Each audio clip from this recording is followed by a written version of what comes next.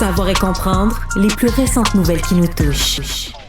Bon, Alexandre, fin de campagne. Hier, les chefs devaient faire les appels au vote, les encouragements à leurs partisans de ne pas oublier d'aller voter. Mais finalement, ça s'est tourné en message de condoléances parce que le Canada a vécu samedi soir une de ses pires tragédies, folies meurtrières. Oui, cette attaque au VUS, au camion, au véhicule bélier survenu à Vancouver en marge d'un festival important pour la communauté philippine. Donc, c'est survenu samedi soir. Le bilan s'est alourdi également en cours de fin de semaine. On parle maintenant de 11 morts, une trentaine de blessés et là-dessus, il y en a encore qui sont dans un état critique ce matin. Alors, on craint malheureusement que le bilan augmente au cours des prochaines heures.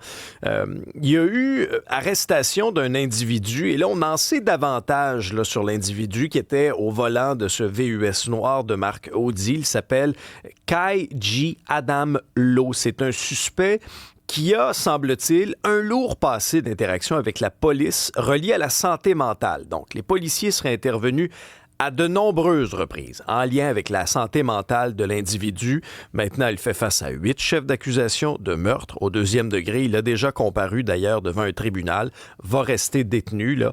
Et quand on regarde le bilan des 11 victimes, elles étaient âgées de 5 à 65 ans. Donc, il y a un enfant de 5 ans qui a perdu la vie. C'était effectivement la panique lorsque, à la suite de ce festival-là, l'individu en question donc a foncé dans la foule avec sa voiture. Et là, il y a des vidéos qui ont circulé sur les réseaux sociaux qui étaient très, très dures à voir. On voyait la panique, les gens qui étaient donc au sol. Ça a été extrêmement, extrêmement difficile. D'autant plus que, et là, ça aurait pu... Déjà que c'est très dramatique ce qui est arrivé, mais imaginez Jagmeet Singh, il était sur place 14 minutes avant le drame. Il était allé à la rencontre de la communauté philippine. C'était une soirée festive. C'est ça, c'est très festif. Là. C'était très festif. On a vu des images de M. Singh danser. C'était vraiment une belle soirée qui, malheureusement, quelques minutes plus tard, a tourné au drame. Donc, 14 minutes après le départ de la caravane du NPD, l'individu en question a foncé donc dans la foule là, sur une rue avoisinante. Alors, le Vancouver Sun avance que même un membre de la famille ou un proche aurait réclamé dans les heures précédant l'événement des services psychiatriques d'urgence là, pour l'individu. Son frère, Vancouver Sun a tout un portrait, son frère a été assassiné l'année passée, sa mère est une tentative de suicide genre à l'automne passé. Et lui, intervention psychiatrique multiple, dont avec la police. Fait que tu sais, ça fait... en fait... Quand c'est un acte terroriste, on capote parce qu'on se dit c'est pas que les... Mais en même temps, c'est aussi paniquant de se dire ben, il y a des gens parmi nous qui sont dans un état de santé mentale tel qu'ils pourraient faire n'importe quoi. C'est des bombes à retardement. Là. Exactement. On pense à la tragédie de la garderie. Il y en a quelques-uns. Là, à Amqui aussi, cette tragédie-là du véhicule bélier. Il y en a de plus en plus des tragédies au véhicule bélier. Juste cette année, pensez, le marché de Noël. Oui. Après ça, il y a eu l'histoire en Nouvelle-Orléans. Ce qui fait aussi, puis j'avais la discussion en fin de semaine avec Roger Ferland, qui est un expert en enquête policière, qui a été policier longtemps à la police de Québec. Et de plus en plus, on se disait... Est-ce que les festivals, les organisations vont devoir automatiquement resserrer les normes de sécurité? Parce que des commentaires qu'on entendait là, à Vancouver, il n'y avait pas de menace envers l'événement, mais est-ce qu'il ne faut pas, à un moment donné, dans la société dans laquelle on vit, se dire il y a possibilité qu'il y ait une menace? L'événement, il est dans la rue. L'événement, il est dans la rue, il est sur la place. Puis comment tu fais de la prévention? Tu barres davantage. Dans ce cas-ci, avec des blocs de béton. Ils font à certains endroits à Montréal. Est-ce qu'on devra faire ça? On n'aura peut-être pas le choix. Mais il me semble qu'on le voit de plus en plus, ça, par exemple, les blocs de béton. Oui, c'est juste que, tu sais, c'est un festival de rue que tu organises, c'est bon enfant comme ça... C'est pas... Ou on fait plus on offre plus de services justement pour ceux qui sont en détresse. C'est peut-être là qu'il faut miser. Ouais. Mais comment tu les identifies tous? Puis j'ai l'impression qu'avec tout ce qui circule comme drogue dans les rues, on n'aura pas de moins en moins là, de ce type de problème-là. Mais oui, donc on disait, Alexandre, ça a essentiellement hier éclipsé toute la journée, de la dernière journée de campagne des chefs qui n'ont commenté que cela. Oui, ça a bouleversé l'horaire. Tu as entièrement raison. Bon, certains se sont rendus aussi sur place pour commémorer la mémoire des victimes. Alors, vraiment, là, que ce soit la caravane néo-démocrate, Mark Carney également qui qui a remis ses habits de premier ministre en matinée, a fait un discours, a modifié son horaire de campagne. Pierre Poilievre qui est allé à la rencontre d'une communauté, non pas à Vancouver, mais ailleurs, une communauté philippine. Même la campagne du Bloc québécois également, Yves-François Blanchet qui a bien sûr offert ses condoléances, ses meilleures pensées à la communauté touchée. Alors, dernière journée de campagne beaucoup plus sobre qu'on aurait pu le croire, hein, parce que souvent on essaie de mettre les bouchées doubles, on multiplie les rassemblements. Souvent les libéraux profitent du décalage horaire, des différents fuseaux horaires pour multiplier les rassemblements puis aller de plus en plus vers l'ouest pour vraiment là, maximiser chaque heure. Les libéraux rajoutent des heures de me au cadran. souvenir sur ce que tu dis. Je pense que c'est Paul Martin là, qui s'était trempé les doigts ou les orteils dans l'océan Atlantique. Non, pour vrai? Le matin. Ouais. Puis qui avait fait des rassemblements, là, tu sais, un rassemblement dans l'Atlantique, un au Québec, un en Ontario, vers l'ouest. Là, tu profites du fuseau horaire. Puis dans le Pacifique, à la fin de la journée, il se retrouvait dans le Pacifique. Là. C'est ça, c'est une tradition libérale, si bien que Mark Carney a terminé là, sa journée aux petites heures ici, mais avec le décalage horaire qui était favorable. Alors maintenant, qu'est-ce qui est à l'agenda aujourd'hui?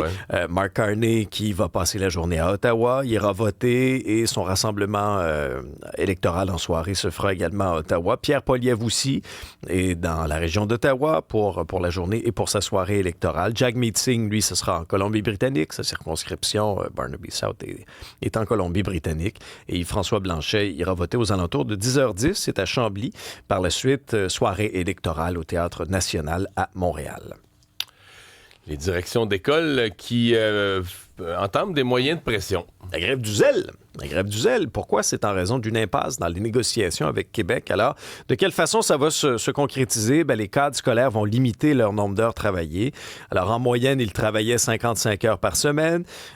On va diminuer ça à 40 heures par semaine. Par contre, on nous dit que le service à l'élève ne sera pas touché. On va boycotter autre chose là, en périphérie, comme des tâches administratives qui sont imposées par le ministère de l'Éducation.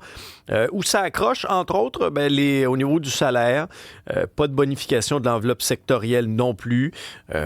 Alors, la semaine passée, les cadres du réseau ont fait parvenir au Conseil du Trésor une demande de conciliation. Mais d'ici là, on va accentuer les moyens de pression avec cette grève du zèle cette semaine. Mais là, tu nous parles des directeurs d'école, mais c'est comme un rappel que le gouvernement n'a rien réglé avec ses cadres là, dans l'ensemble du secteur public, la santé, éducation inclus. Et dans le cas de la santé, mais je pense dans d'autres domaines, compte tenu des augmentations quand même très généreuses qui ont été données aux employés du secteur public, tu as de plus en plus de risques d'employés qui gagnent plus que leur boss, là. Oui, je comprends. Tu as tout à fait raison. C'est comme on n'a pas réglé avec les cadres, donc tu as des infirmières qui gagnent plus que leur boss. En plus, tu as des employés qui font du temps supplémentaire, mais tu es de plus en plus dans un scénario d'employés qui gagnent plus que la personne qui dirige le département. Alors, il y a de l'impatience là, du côté des cadres. Est-ce qu'on pourrait savoir dès aujourd'hui un peu le déroulement du conclave pour choisir le prochain pape? C'est pas impossible. Il y a des discussions actuellement pour établir l'espèce de calendrier. On sait que tout est réglé au quart de tour. Hein. Lorsqu'un pape décède, tout est réglé comme du papier à musique. On a assisté aux funérailles du pape François samedi. C'était vraiment grandiose, mais en même temps, il y avait des petites touches de simplicité. C'était important pour le pape François, notamment son cercueil, vous l'avez vu, là, contrairement aux anciens papes, là, il n'y avait pas de fioritures, de dorures. Lui, c'était assez simple, en bois, le plus simple possible. C'est juste que la simplicité sur le déroulement de l'événement, une fois que tu as le président américain puis le président de la France, c'est ça. T'es dans un dispositif de Oui. sécurité, puis tu peux pas faire ça à bonne franquette quand tu as tous les dirigeants du monde puis les menaces connues aujourd'hui. Là. Alors, ça, t'as entièrement raison. Ça, c'est clair. 400 000 fidèles, quand même, là, qui étaient tant du côté de Place Saint-Pierre que le long du cortège également, jusqu'à la basilique Sainte-Marie-Majeure, cette église dédiée à la Vierge Marie. Et c'est à cet endroit que le pape François souhaitait être inhumé, hein, vraiment là, sous une tombe très simple, simplement avec son nom inscrit dessus. Alors, tout au long du cortège, il y avait des milliers de personnes qui s'étaient massées également. Et dans le cas du conclave, Est-ce que la date sera décidée aujourd'hui? Est-ce que ce sera décidé au cours de semaine? Mais voici ce qu'il faut savoir là, quand même. Il y a des règles très claires, c'est-à-dire que le conclave doit s'ouvrir entre le 15e et le 20e jour après le décès du pape. Et le 15e, ça donnerait quoi? Ça donnerait comme le dimanche ou lundi? Entre le 5 et le 10 mai. Ben, pourquoi autant de jours? Ben, c'est parce qu'il faut remonter dans le temps. Là. À l'époque, là, il n'y avait pas des lignes aériennes. On se déplaçait en bateau. On se déplaçait en bateau. Alors, ça prenait davantage de temps. Maintenant, il y aura 135 cardinaux qui vont pouvoir se prononcer, seront réunis dans la chapelle Sixtine. Pourquoi 135? Ben, c'est parce qu'ils doivent être âgés de 80 ans et moins. D'ailleurs, en fin de semaine, j'ai visionné le film Conclave. Ah, Moi oui? aussi. Oui, Isabelle aussi. Oui. Ça nous aide quand même à comprendre un peu, des fois, les jeux de coulisses, les tractations. C'est intéressant. Il y a juste la finalité qui ne sera pas la même. Ouais, on ne veut pas vous dévoiler là, de punch, mais des fois, il y a des rebondissements quand même un peu surprenants. Tu sais, je vais dire ça. Et il y aura là, d'ici le 4 mai aussi, là, bon, on sait que là, on est dans une période de jour de deuil. Il y aura des commémorations également pendant cette période-là. Ça fait longtemps qu'on n'a pas vu Metallica à Québec. Ça commence à stresser ou à angoisser les amateurs du groupe Metallica. Ça fait presque 8 ans maintenant qu'ils n'ont pas mis les pieds dans la ville de Québec.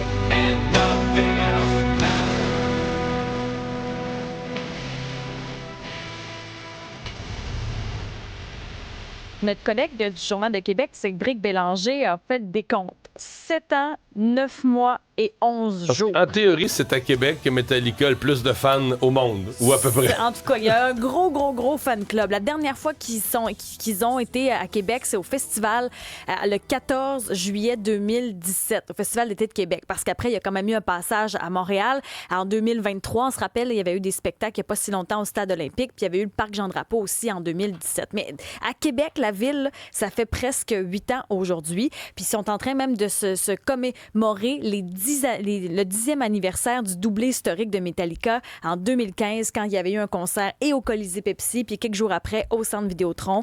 Il y avait eu cet événement-là qui a fait fête. Maintenant, on se demande pourquoi les groupes viennent de moins en moins nous visiter. Oui, dans la ville de Québec, mais aussi dans la province de Québec. Mais pour ce qui est de nos emplacements, ça revient souvent.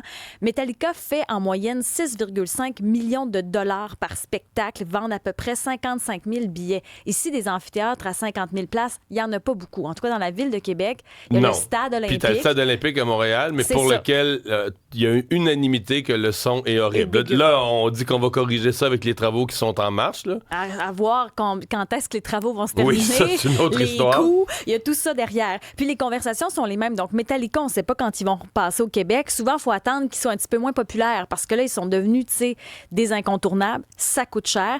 C'est la même chose quand on pense aux groupes qui sont très, très populaire présentement, le Coldplay, AC/DC, même chose si on pense à Eminem ou encore à Ed Sheeran. On a parlé de Taylor Swift et Beyoncé souvent. C'est difficile pour nous avec notre modèle d'affaires présentement. Mais sur les plaines, là, ils peuvent avoir 55 000 personnes et plus. Là. Mais c'est le prix du billet après. Tu sais, quand tu vas sur les plaines, ça te coûte quoi? 150 $ peut-être? Pour l'ensemble de la là, programmation, ça coûte cher. Des groupes alors qui sont Metallica, au sommet. eux autres sont habitués de vendre 55 000 à 300 $ du billet, puis 400 $ du billet. Exact. Pour eux autres seulement. Fait que comment t'absorbes ça? Ouais. Est-ce que tu veux augmenter tes billets ou pas? Bref, il y a toute une question là-dessus, mais bref, les fans de Metallica les attendent de pied ferme. Bon, le Canadien va faire face à l'élimination mercredi. Oui. Sincèrement, quand j'ai quitté le Centre Bell, j'étais là vendredi soir, j'étais quasiment sûr qu'il allait gagner, que dimanche, il allait arriver en feu, qu'il allait ramener la série 2-2, puis tous les collègues de TVA Sport avaient ce feeling que le Canadien était revenu dans la série. Et hier, quoi que l'espoir a été bon, mais on dirait que 4-5 lancés par période, les deux premières, c'était pas convaincant. Là. Non, c'était pas convaincant et malheureusement, nos espoirs se sont effondrés en troisième période à la 7e minute. Je vous raconte là, ce qui s'est passé à ce moment-là. Pourtant, en première période, le Canadien était dans le coup.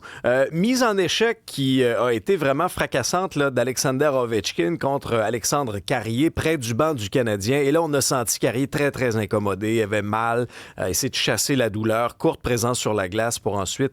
malheureusement retraité un peu plus tard au vestiaire. Il est revenu par la suite. On s'en va en deuxième période. très, très belle performance du désavantage numérique du Canadien, là, qui tuait pénalité par-dessus pénalité par-dessus pénalité. Mais bon, un peu plus tard, Strome qui profite finalement d'un retour devant le filet pour faire 1-0. Et là, magnifique pièce du magicien Demidov qui contrôle le jeu en avantage numérique pour le Canadien, passe à Juraj Slafkovský qui fait 1-1. Et là, autre point tournant, quand je vous disais, il y a des mises en échec qui ont été des points tournants dans ce match-là. Et encore une fois, Alexander Ovechkin, à un moment donné, lève le coude à la tête de Jake Evans. N'a pas de pénalité majeure sur le 2. Obtient simplement 2 minutes, mais le Canadien réussit à capitaliser avec Cole Caulfield qui marque sur une très belle passe de Lane Hutson à 18 minutes 32. On retraite au vestiaire, donc en avance après 2 périodes. Et là, tout bascule en troisième à la 7e minute lorsque Tom Wilson assène un coup d'épaule, encore une fois, à la tête d'un joueur du Canadien, à la tête d'Alexandre Carrier. Pas de pénalité sur le jeu. Mais là, il est KO. Il rentre au banc en cherchant ses repères. Donc là, ça joue à 5 contre 4. Exactement. Et là, c'est là que Mangiapane profite effectivement là, d'un écran pour tromper la... Non, c'est Duhem, excuse-moi, qui marque là, sur cette séquence-là qui fait 2-2. Et un peu plus tard, c'est là que Mangiapane profite d'un écran pour tromper la vigilance de Dobech. Mais ce but-là était mortel à 3 minutes de la fin. Ça nous a coupé les jambes. C'est un lancer à hauteur du gant. Normalement...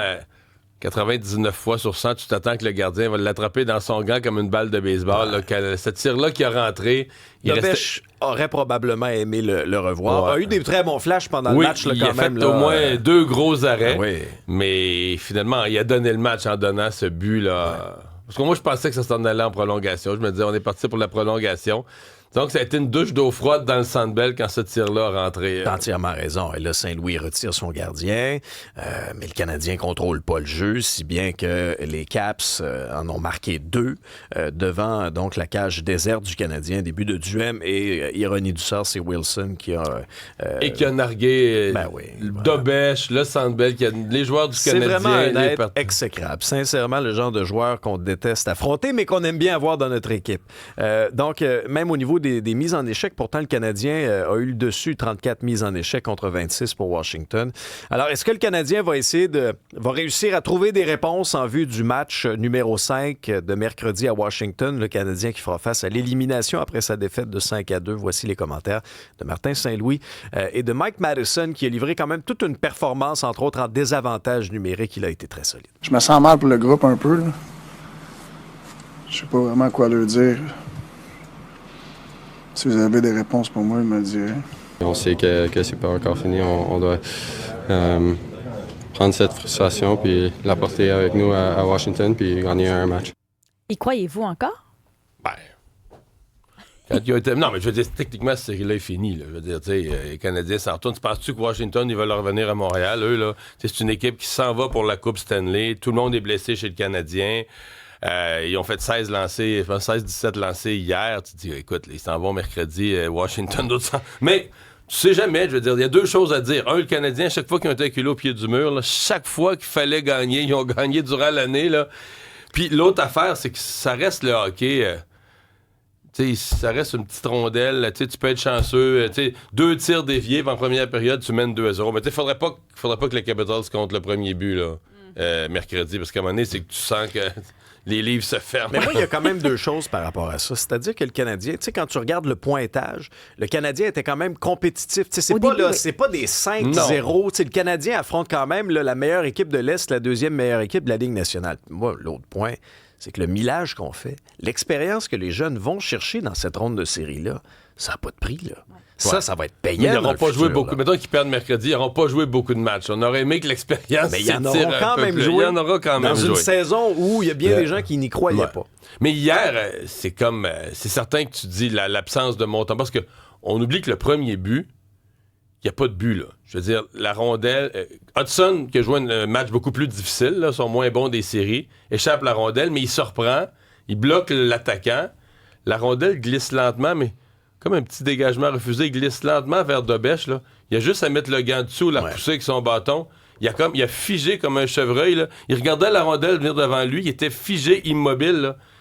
Ensuite de ça, le deuxième but, ça aurait dû être une punition, puis le troisième but, ça aurait jamais... Il n'y a aucun des buts de Washington que tu dis, OK, c'est un beau jeu de passe, c'est 3 buts de scrap, là, dont 2 donnés en cadeau par Dobeš. L'arbitrage dans cette série-là, sincèrement, c'est n'importe quoi. Ouais, c'est ça. Le Canadien se fait brasser, puis c'est le Canadien qui passe la soirée au banc des punitions. C'est incroyable. Qui passe la soirée au banc des punitions, c'est sûr qu'hier, ça, c'était assez choquant. D'ailleurs, je sais pas si Dobeš va être mis à l'amende, parce que Dobeš a ouvertement, dans son point de presse, critiqué... C'est un arbitrage à géométrie variable. C'est pas le même livre d'arbitre pour tout le monde. Et aux dernières nouvelles, c'était pas permis de critiquer les arbitres aussi ouvertement.